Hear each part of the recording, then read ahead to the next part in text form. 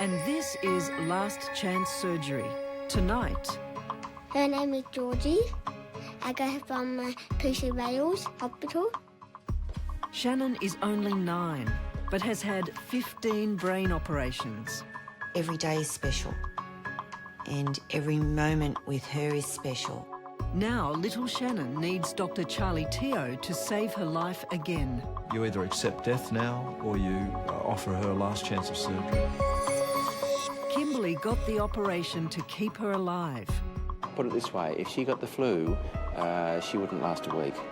Now we follow her recovery to see her biggest test yet. I have new lungs. I have a new life. And Claudius is going blind. This eye is the worst one, doctor, on the left. If we don't do the operation, he would go blind. Now Claudius must decide whether to have remarkable surgery to save his eyesight and his life.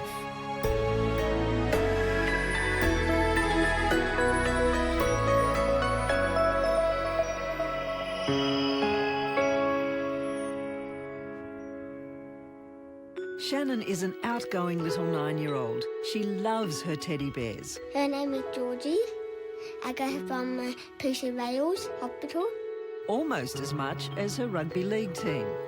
Go Jamal! Every day is special, and every moment with her is special. That gentle smile and the sparkle in her eye gives no clue of what this little girl has been through. Before Shannon was diagnosed, I thought life was close to perfect. We had our son, so we got the daughter, so we got the pigeon pair.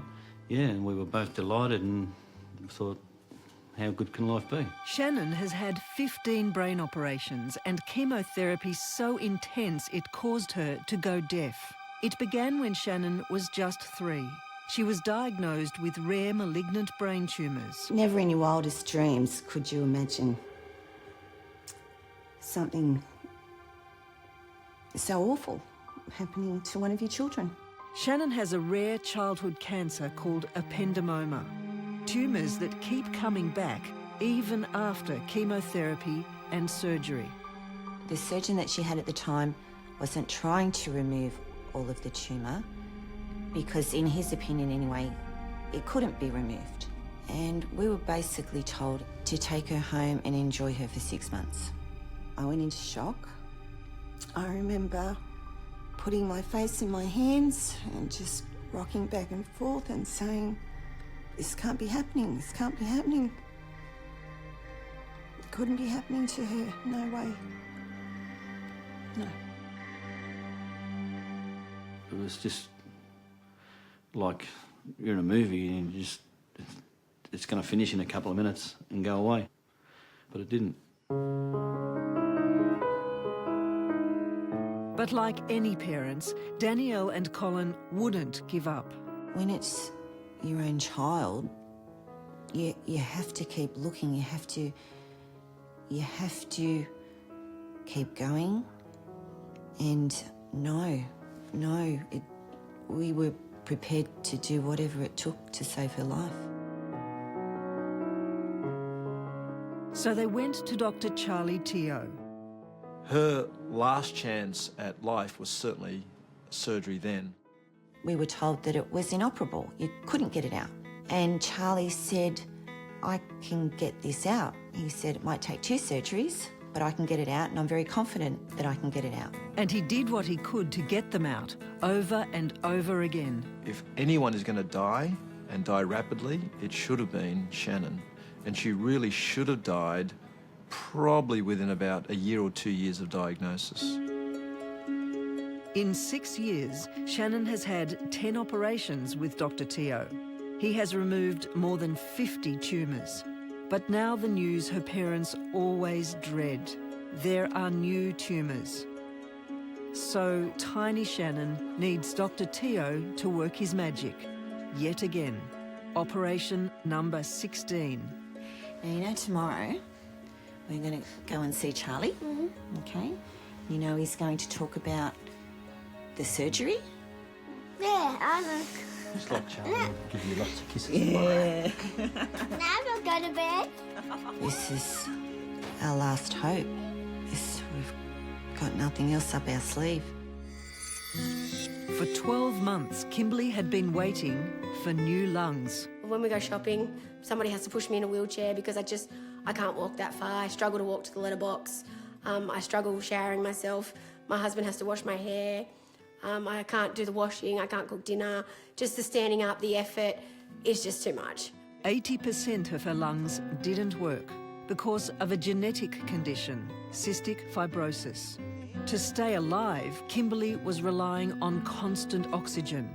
Everyone counts on time, and when I'm just waiting, and it's waiting for my new life, you don't know when it's coming.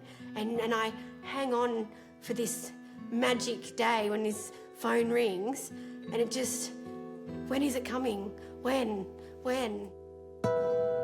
Finally, the call came, and Kimberly went through the operation to remove her old, damaged lungs and put in new, donated organs. The surgery went well, and now, 3 days since her transplant, Kimberly is already getting back to her bright, bubbly self.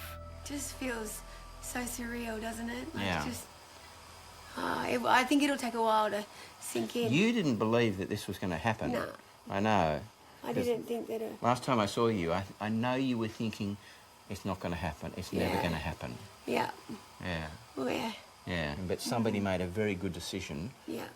you know, to let somebody they love become an organ donor. Yeah. And that means that you've got a chance. Yeah. And I'm going to take it with both hands and I'm going to I know run you with it. I am. I certainly am. Okay. Kimberly is not out of the woods. There's still the chance her body will reject the new lungs. Her first real test will be physiotherapy, her first walk since surgery. Claudius has travelled thousands of kilometres for his last chance surgery in Sydney. My wife and my family, we are normal, simple Solomon Island family. Away from his wife and children, he has the assistance of the consul for the Solomon Islands, Trevor Garland. Claudius has come to Sydney for a highly specialised operation. Claudius is going blind. So, can you see anything on the chart up there? No, it's all blur. Claudius is already blind in his left eye.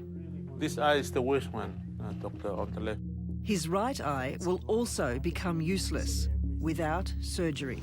Well, we've looked at all your tests, and if you see here this enlarged white area, this is the tumour, and the tumour grows upward and puts pressure on the eye nerves.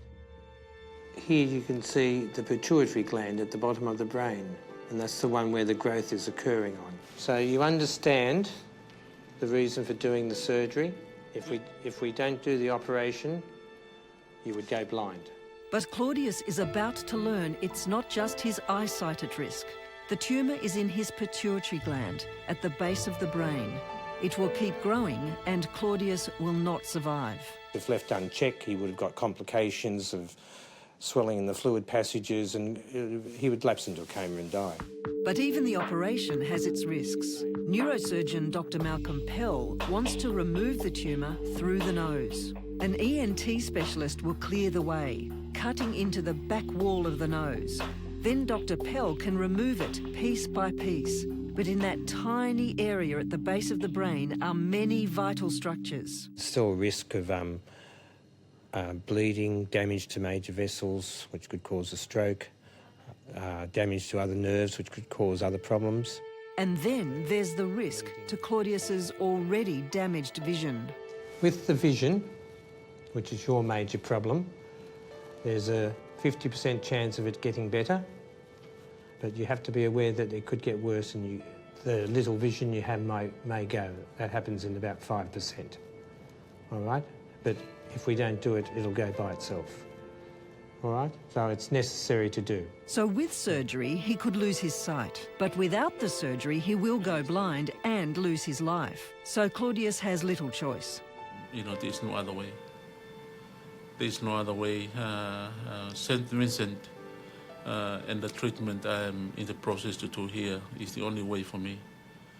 And I know the risk is there, the doctors are saying, but I'm very confident with prayers and I'm confident enough that they would help me. 6 days ago, Kimberly was given a second chance at life. New lungs. Her old ones were destroyed by cystic fibrosis. Shall we see what you like on your feet and then try a few stairs? Before the transplant, Kimberly was on constant oxygen. Now she's facing her first real test since the operation to see how well her lungs are performing at this early stage. How many do I have to do? 10 would be fine. Okay. A really weird sensation. I've got a lot of fluid in my legs and it feels like I was lifting up sandbags, and I haven't walked stairs like that for a long time. Before at home, I could struggle through 5 at a max. She did really well. She would be classified as being independent now. I was basically holding on to Kim because she'd done stairs for the first time after a long time. But her legs were strong and she did that very well. I didn't expect her to be able to do that so soon at all. Yeah, it's pretty sensational. It's still very surreal though. It doesn't feel real. It feels like I'm living a bit of a dream, an amazing dream. This is not just a normal hospital admission. I have new lungs. I have a new life. 9-year-old Shannon knows Dr. Charlie Teo very well. Hey, gorgeous girl. You gonna give me a kiss? Oh, what are you going to show me? Please? But I'll steal in the game later. She wants to show you something. What have you got there? Since she was 3 years of age, Shannon has endured 15 operations. Dr. Teo has performed 10 of them. He had to operate over and over again to give Shannon a longer life. Now Shannon needs surgery, yet again. Shannon now has at least 7 tumours. They have spread along her brain in the pathways that supply fluid for the brain and the spinal cord. If not treated aggressively, any one of the tumours could kill her. She's got rapid recurrence. She has kind of failed chemotherapy, and there's really no other option. So we can count about 7 on there, but as you know from last time, I forget how many there were last time, but I think there were 27 last time or something. That's a lot. So I think we're going to find that there's probably more in there when we get in there. But there's 7 big ones. Given that they're all getting bigger and there's a new one, you know, I think time is of the essence. If we're going to do something, we really need to do it pretty quickly. I think surgery is our only option now, and we've got to go for it.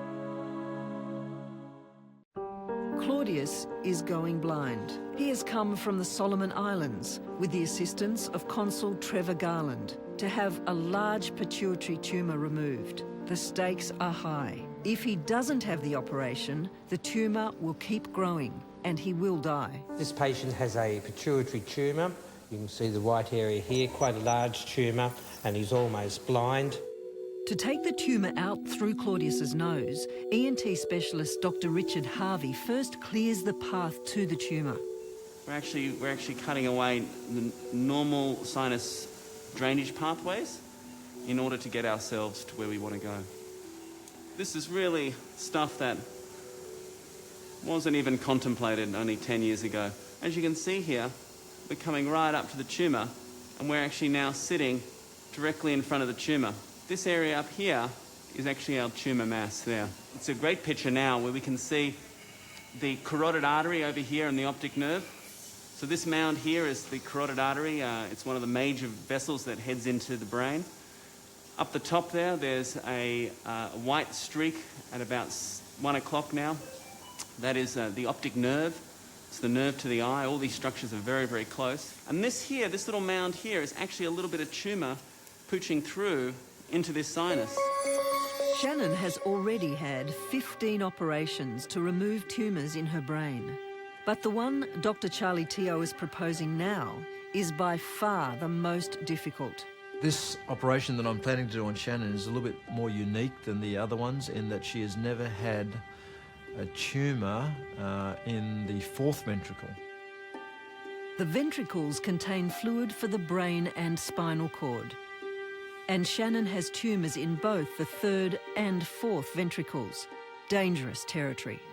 Do you expect this surgery to go as smoothly as the others? No, I don't, you know. I didn't want to bring that up, but, Yes, we've been very lucky with the others. I mean, to take out 27 tumours from a kid and have her out of hospital the next day is, you know, it's almost miraculous. So I think we've been blessed. You know, I'd love to take all the credit, but a lot of it's luck. Yeah. And again, I hate to say it, but, you know, one day luck is going to, you know, run out. Hopefully it won't be tomorrow, but it's something that we need to actually talk about, and that is that I'm going into two areas that are very, very eloquent, and there is absolutely a chance of devastating outcome from both of those things. Neurosurgery is one of those terrible specialties that is totally unforgiving. One small error, one small circumstance, one small anatomical variation, and you can kill a patient. It's just 1 minute after the next, and it's just one day after the next, and you just keep moving forward. You have to. You're getting cranky. You don't want to have surgery. I know. I know. We have to do what we have to do. To her, it's just go into hospital, get the tumour out, get Charlie to get the tumours out, and she comes back home and gets on with things. But for Colin and I, it's completely different because we worry that something will happen that shouldn't happen. And it's always a worry, and it's always there. So you're looking for that golden answer that, yeah, everything will be fine, but it's very hard.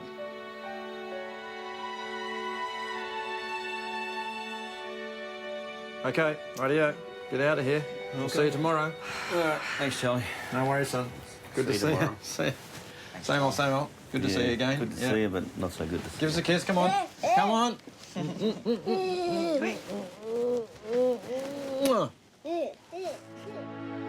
On this particular occasion, things look even worse for Shannon, and there's really no other option. You either accept death now, or you offer her a last chance of surgery.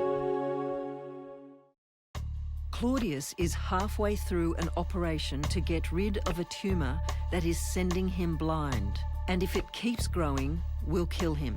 The ear, nose and throat surgeon has cleared the way to the tumour. So here we go now. We're almost going to touch, according to the brain lab, we're almost into the actual tumour itself. So really, this is a massive, massive tumour as far as pituitary adenomas go.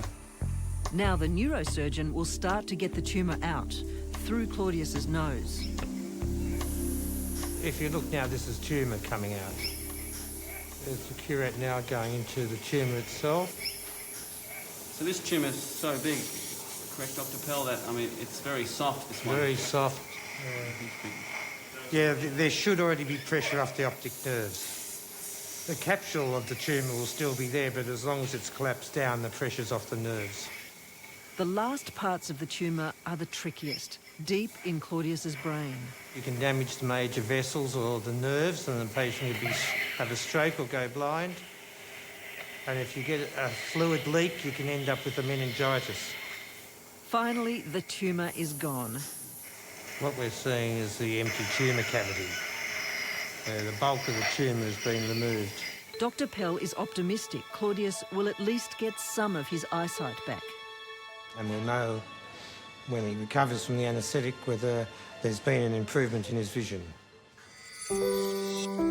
It's just 7 days since Kimberly's lung transplant.